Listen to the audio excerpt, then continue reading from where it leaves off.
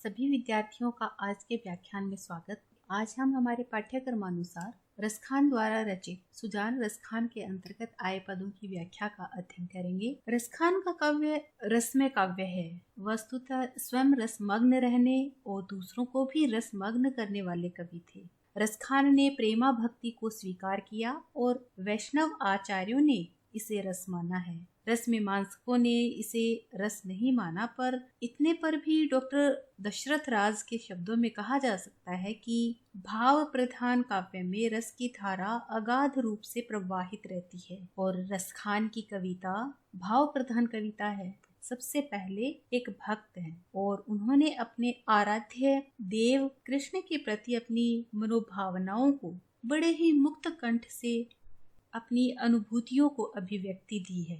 उनकी भक्ति के आलंबन श्री कृष्ण, गोपियां, यमुना तट, वंशीवट, बांसुरी और निकुंज आदि ब्रजभूमि से जुड़े हुए प्रसंग रहे हैं। रसखान रस के अक्षय स्रोत हैं। सही अर्थों में रसखान की प्रवृत्ति आत्मसमर्पण की ओर अधिक रही है। उन्होंने कृष्ण प्रेम को ही संसार का सार माना और शेष सारी विभूति को तुच्छ बताया। रसखान सौंदर्य के पारखी और प्रेम के पुजारी थे। उनके कृष्ण प्रेम का एक आधार कृष्ण का सौंदर्य था। सौंदर्य प्रेमी होते हुए और संयोग को ही प्रेम का प्रधान अंग मानने वाले रसखान के काव्य में कहीं भी अश्लीलता की गंध नहीं आती है। उनका प्रेम पूरी तरह मर्यादित और संयत है। उनके राधा कृष्ण गोपियां संसारी प्राणी नहीं लगते हैं।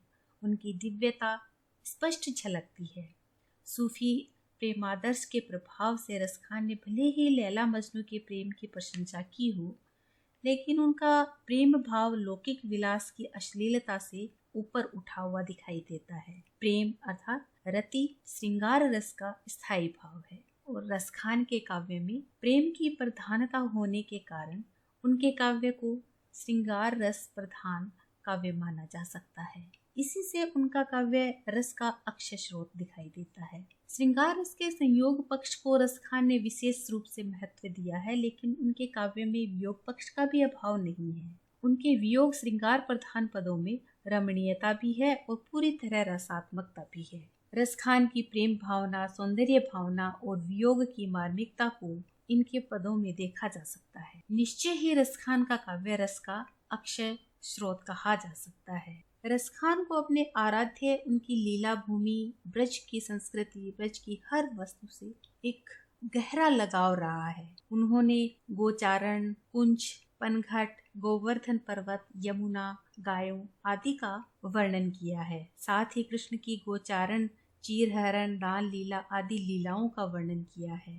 वे ब्रज में हर रूप और हर दशा में रहने की लालसा रखते हैं। रसखान कृष्ण के अनन्य भक्त हैं। वे प्रेम में समर्पण भाव और अनन्य निष्ठा को महत्वपूर्ण मानते हैं। ब्रज के प्रति रसखान का ऐसा प्रेम केवल सूर में मिलता है। डॉक्टर विद्यानिवास मिश्र ने लिखा है कि रसखान की काव्य यात्रा को समझने के लिए ब्रज की जमीन को समझना बहुत जरूरी है। इसमें श्री कृष्ण के उपद्रव के कारण प्यार होता है और जब प्यार हो जाता है तो यह प्यार ही सबसे बड़ा उपद्रव हो जाता है। ऐसा उपद्रव हो जाता है कि न इसे सहा जा सकता है और न इसके बिना रहा जा सकता है। तो इस प्रकार रसखान का काव्य एक प्रेम का सागर है। उसमें प्रेम को बड़े व्यापक धरातल पर प्रस्तुत किया गया है। वही कृष्ण भक्ति का आधार है, वही ब्रज संस्कृति और देश प्रेम का आधार है। उस प्रेम में संकीर्णता नहीं, वासना और स्वार्थ नहीं है। वह ईश्वर रूप है। वह मानव में भी निकटता लाने वाला है। रसखान कृष्ण के प्रति पूर्ण रूप से समर्पित है। वे भौतिक लाभों को भक्ति में बाधक ही मानते हैं। भक्ति का आनंद ही उनके लिए सब कुछ है। आज इन्हीं विशेषताओं के साथ हम उनके सुजान रसखान के अंतर्गत आए पद की व्याख्या करते हैं। पहला पद है, कान्हे भये बस बांसुरी के, अब कौन सखी हमको चाहिए, निषधोष रहे संग साथ लगी, यह सोतिन तापन क्यों सहिए, जिन मोहि लियो मन मोहन को, रसखान सदा हमको दहिए, मिली आओ सखी सब भाग चलें, अब तो ब्रज में बांसुरी रही है। यह सुजान रसखान से लिया गया पद है। इसमें गोपियां श्री कृष्ण की मुरली को अपनी सौत जैसी मानने लगती हैं और कहती हैं कि अब प्रिय कृष्ण पूर्णतया मुरली के वश में हो गए हैं, कि वे अपनी मुरली की तान में अपनी सुध बुध खो बैठते हैं और अब वे हमारी परवाह नहीं करते हैं। उसी प्रसंग का यहाँ पे रसखान ने बड़ा सरस वर्णन किया है। कहते हैं, कान्ह भय बस बांसुरी के, अर्थात कि श्री कृष्ण है कि अब तो वे पूर्ण रूप से मुरली के वश में हो गए हैं। इस कारण अब हमें कौन देखता है, कौन सखी हमको चाहिए। गोपी अपनी सखी से कहती है कि अब हमको कौन चाहेगा, कौन चाहता है। इस कारण अब हमें कौन देखता है और कौन हमको चाहता है, कि अर्थात कि श्री कृष्ण ने अब हमें देखना और चाहना छोड़ दिया है। निस ध्योस रहे संग साथ लगी है, सौतिन तापन क्यों सही। तो यहाँ पे निस का अर्थ है रात और ध्योस का अर्थ है दिन या दिवस। तो आगे गोपी इस तरह से वर्णन करती है, कहती है कि यह मुरली तो रात दिन श्री कृष्ण के साथ ही रहती है, उनके साथ ही लगी रहती है और यह हमारी सौतन जैसी है। अब इसके सोतिया संताप को हम कैसे सह सकते हैं, कि कौन सहे उसका ताप। जिन मोहि लियो मन मोहन को, रस खानी सदा हमको दही है। दही का अर्थ है जलाती है या दुख देती है, कष्ट देती है। रसखान कवि इस तरह से वर्णन करते हैं, कहते हैं कि गोपियां इस तरह से आपस में बातचीत करती हैं कि अब इस मुरली ने प्रिय श्री कृष्ण के मन को मोहित कर लिया है, तो वह मुरली अब हमें क्यों नहीं जलाएगी, हमें क्यों नहीं सताएगी। अर्थात की मुरली के कारण अब हमें बहुत अधिक व्याकुलता की अनुभूति हो रही है, बहुत अधिक कष्ट हो रहा है, जलन हो रही है, ईर्ष्या हो रही है। यहाँ पे गोपियां श्री कृष्ण की मुरली के प्रति अपना ईर्ष्या भाव प्रकट करती हैं। तो इसलिए आगे कहती हैं, मिली आओ सबे सखी भागी, चले अब तो ब्रज में बांसुरी रहिए, कि इसलिए अब हम सब एक जगह एकत्रित हो जाएं और इस ब्रज भूमि से कहीं दूसरी जगह भाग करके चली जाएं, क्योंकि अब यहाँ पर तो सिर्फ श्री कृष्ण की यह मुरली ही उनके साथ रहेगी। इसमें गोपियों का मुरली के प्रति जो सोतिया डाह होता है उसका भाव यहाँ पे व्यक्त हुआ है, उसके प्रति ईर्ष्या भाव का यहाँ पे वर्णन किया गया है। सूरदास ने भी मुरली के बारे में इसी तरह के अपने भाव व्यक्त किए हैं। तो इस प्रकार इस सवैया छंद में अनुप्रास और आक्षेप अलंकार के साथ साथ हमें ब्रज भाषा का सौंदर्य देखने को मिलता है। अगला पद देखते हैं। काह कहूँ सजनी संग की, रजनी नित बीते मुकुंद को हेरी। आवन रोज कहे मन भावन, आवन की न कबो करी फेरी। सोतिन भाग बढ़्यो ब्रज में, जिन लूटत है निसिरंग घनेरी। मोरस खान लिखी बिधना मन, मारी के आप बनी हो अहेरी। यह भी सुजान रसखान से लिया गया पद है और इसमें कवि ने एक गोपी की विवस्था एवं उसकी प्रेम व्याकुलता का यहाँ पे बड़ा ही अनुभूति में चित्रण किया है। तो इस तरह से वर्णन किया गया है। एक गोपी अपनी सखी से, अपनी सहेली से कहती है कि काह कहूँ सजनी संग की रजनी। रजनी का अर्थ होता है रात या रात्रि।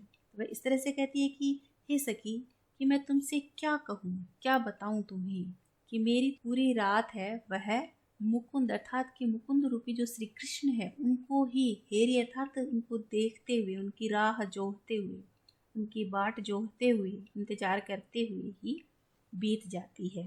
अर्थात कि मेरी तो सारी जो रात्रि है वह प्रिय कृष्ण की प्रतीक्षा करते करते, उनका इंतजार करते करते ही, उनका आगमन का रास्ता देखते देखते ही व्यतीत हो जाती है, बीत जाती है।